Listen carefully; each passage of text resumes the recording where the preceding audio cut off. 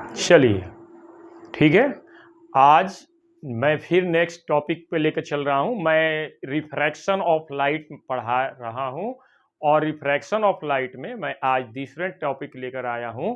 आज lateral displacement के हम बारे में बात करेंगे कि लेटरल डिस्प्लेसमेंट क्या होता है, और ये भी लेटरल डिस्प्लेसमेंट के बाद ये भी हम देखेंगे कि रिफ्रैक्शन के बारे में। रिफ्रैक्शन के जो घटनाएं हैं जो दैनिक जीवन में हमें देखने को मिलती है, एवरीडे लाइफ में हमें जो रिफ्रैक्शन से रिलेटेड जो फिनोमेना है, विभिन्न घटनाएं हैं, उस वो कौन कौन सी घटनाएं उसके बारे में हम डिस्कस करेंगे। तो पहली बात करते हैं लेटरल डिस्प्लेसमेंट। लेटरल डिस्प्लेसमेंट क्या है? यदि हम किसी भी ग्लास स्लैब से, किसी भी ग्लास स्लैब, देखिए यहां ग्लास स्लैब बना हुआ है जो टी थिकनेस का है, और उसके प्रथम फर्स्ट सरफेस के ऊपर यदि हम कोई रे ऑफ लाइट को इंसिडेंट करेंगे, तो रे ऑफ लाइट को इंसिडेंट करेंगे तो वो जाना चाहिए थी कैसे? ये इस रास्ते से उसे जाना चाहिए था ओरिजिनल पाथ ऑफ इंसिडेंट रे। लेकिन आप जानते हैं कि यह एयर है और ये क्या है? ग्लास है।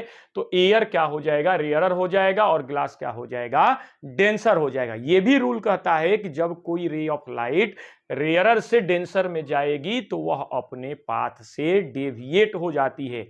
डेविएट का मतलब क्या हुआ कि रेयरर से डेंसर में जाएगी तो वह बेंड टुवर्ड्स नॉर्मल, लेकिन यदि डेंसर से रेयरर में जाएगी तो अवे फ्रॉम द नॉर्मल। लेकिन यहां पर क्या हो रहा है? रेयरर से डेंसर में जा रही है, इसलिए रे क्या बेंट कर गई नॉर्मल की तरह। ये रे ऑफ, ये जो हमने डॉटेड लाइन दिखाया है रेड कलर से, ये क्या है? नॉर्मल है। तो ये बेंट टू नॉर्मल, नॉर्मल की तरफ बेंट कर गई। अब जब वो दूसरे सरफेस, ग्लास स्लैब के दूसरे सरफेस के ऊपर इंसिडेंट की, तो वहां पर हमने एक नॉर्मल डाला, और नॉर्मल डालने के बाद जब ये ray of light glass slab से बाहर निकलेगी रेयरर मीडियम में, तो वो नॉर्मल से क्या होगी? दूर जाएगी। तो इस रे ऑफ लाइट को क्या कहते हैं हम? इमर्जेंट रे। अब जो है लैटरल डिस्प्लेसमेंट क्या होता है?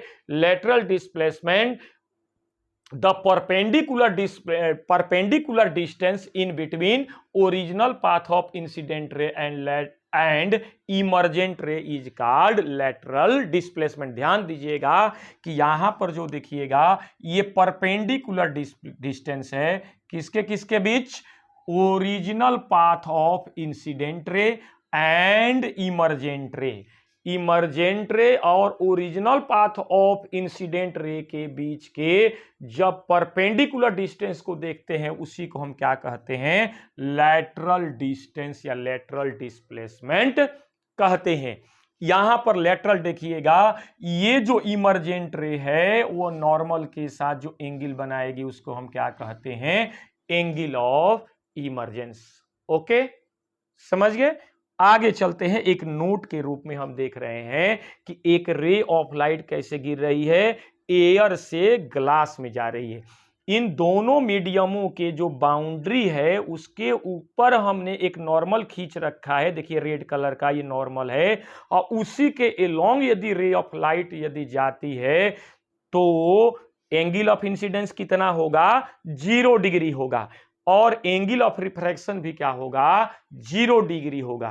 तो इस स्थिति में रिफ्रैक्शन की फिनोमेना नहीं होगी, क्योंकि रिफ्रैक्शन की फिनोमेना में एंगल आई एंगल आर के बराबर नहीं होना चाहिए। ये कब होगा? जब रिफ्लेक्शन होगा। लेकिन यहां पर रिफ्लेक्शन नहीं हो रहा है। एक ट्रांसपेरेंट मीडियम से दूसरे ट्रांसपेरेंट मीडियम में रे जा रही है, तो यहां पर हम रिफ्लेक्शन की बात नहीं कर सकते हैं। तो लेकिन यहां पर जो है एंगल आई एंगल आर के बराबर है, और वह किसके इक्वल है? 0 डिग्री। क्यों? क्योंकि नॉर्मल के एलोंग रे जा रही है। तो जब नॉर्मल के एलोंग कोई रे ऑफ लाइट जाती है तो एंगल ऑफ इंसिडेंस कितना होगा? 0 डिग्री होगा। यदि नॉर्मल के एलोंग यदि रिफ्रैक्टेड भी होगी, यदि उसी के एलोंग जो है वो दूसरे मीडियम में भी जाएगी, तो उस स्थिति में एंगल ऑफ रिफ्रैक्शन क्या हो जाएगा? उतना ही होगा। तो इस स्थिति में हम नहीं कह सकते हैं कि यहां पर रिफ्रैक्शन हो रहा है। रिफ्रैक्शन होने के लिए क्या टर्म एंड कंडीशन लागू है? कि angle I not equal to angle R. Okay, तो ये घटना जो है इसमें रिफ्रैक्शन की घटना नहीं होगी। ओके, लिखा हुआ है नो रिफ्रैक्शन। ओके, यहां पर देखिए effect of refraction of light, यानी रिफ्रैक्शन के जो रिफ्रैक्शन ऑफ लाइट होती है उस पर आधारित कुछ घटनाएं हैं जिसके बारे में हम चर्चा करेंगे। जैसे लिखा है ए स्टिक पर partially emerge into a water to be bent at the water surface. एक पेंसिल को हमने क्या किया कि वाटर के अंदर पार्शियली पार्शियली इमर्ज कर दिया और थोड़ा सा टेढ़ा रखा। तो देखते क्या है, हमें एपियर होता है, एक्चुअली नहीं, ये क्या होता है, एपियर, महसूस होता है, न कि होता है। तो यहां पर महसूस होता है कि पेंसिल क्या है, थोड़ी सी टेढ़ी है, लेकिन ऐसा होता वास्तव में होता नहीं है, ये हमें केवल महसूस होता है। तो ये क्यों महसूस होता है, ड्यू टू रिफ्रैक्शन। तो यहां पर हमने एक पेंसिल डाल दिया, देखिएगा तो पेंसिल यहां पर कैसा बिहेव करेगी, ऑब्जेक्ट की तरह बिहेव करेगी। रे ऑफ लाइट जो है कहां से चलेगी, ऑब्जेक्ट से चलेगी। कहां जाएगी, वाटर से एयर में। वाटर क्या है, डेंसर है, एयर क्या है, रेयरर है। तो जब कोई रे ऑफ लाइट डेंसर से रेयरर में जाएगी तो नॉर्मल से क्या होगी, दूर भागेगी। तो यहां पर और साथ में इमेज फॉर्मेशन के लिए कम से कम कितनी रे का होना जरूरी है, 2 रे का होना जरूरी है। तो मिनिमम हमने 2 रे जो है ऑब्जेक्ट से चला दिया। ये जब 2 रे OA और OB को हमने दोनों मीडियमों के बाउंड्री पर जब लेकर गए तो ये जो है हमने बाउंड्री पर 2 नॉर्मल खींच दिया, N1 और N2। ये रे कैसे जाना चाहिए था, ऐसे सीधे जाना चाहिए था, लेकिन क्या हो गई, ये नॉर्मल से क्या हो गई, दूर भाग गई। क्यों दूर भाग गई, क्योंकि डेंसर से रेयरर में जा रही है। तो यहां पर जब डेंसर से रेयरर में जाएगी नॉर्मल से दूर भागेगी। किस रूप में, AC और BD के रूप में। यहां पर AC और BD क्या है, रिफ्रैक्टेड रे है, और ये जो है OA और OB क्या है, इंसिडेंट रे है। तो यहां पर जब जो है AC और BD जो रिफ्रैक्टेड रे है उसको हमने क्या किया, एक्सटेंड इन बैकवर्ड डायरेक्शन। इसको क्या किया हमने, एक्सटेंड किया बैकवर्ड डायरेक्शन में।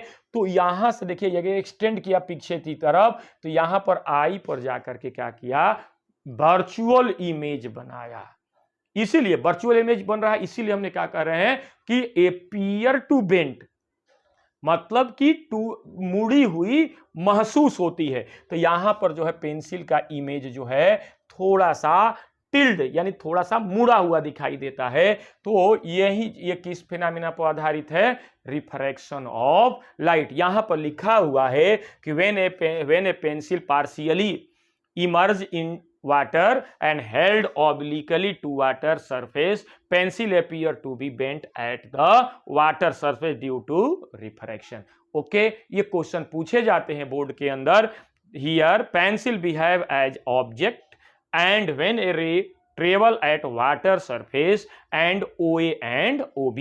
ये जहां से देखिए OA और OB के रूप में ये रे ऑफ लाइट क्या हो गई, इंसिडेंट रे के रूप में दोनों बाउंड्री के सरफेस के ऊपर इंसिडेंट हुई। अब जैसे ही जो है डेंसर से रेयरर में जाएगी तो रिफ्रैक्ट हो जाएगी और due to refraction bend towards normal से थोड़ा सा दूर हटेगी और ये रिफ्रैक्टेड रे के रूप में AC और BD के रूप में आगे की तरफ ये ऑब्जर्वर के आंख के ऊपर इंसिडेंट होगी। ये आंख क्या है, ऑब्जर्वर है। जब इसको पीछे की तरफ एक्सटेंड करेंगे तो यहां पर इमेज बन जाएगा आई, जो कि रियल इमेज नहीं होगा, वर्चुअल इमेज होगा। इसीलिए जो है जो पेंसिल है वास्तव में होती नहीं, टेढ़ी होती नहीं है, एपियर यानी हमें महसूस होती है कि टेढ़ी हो गई है।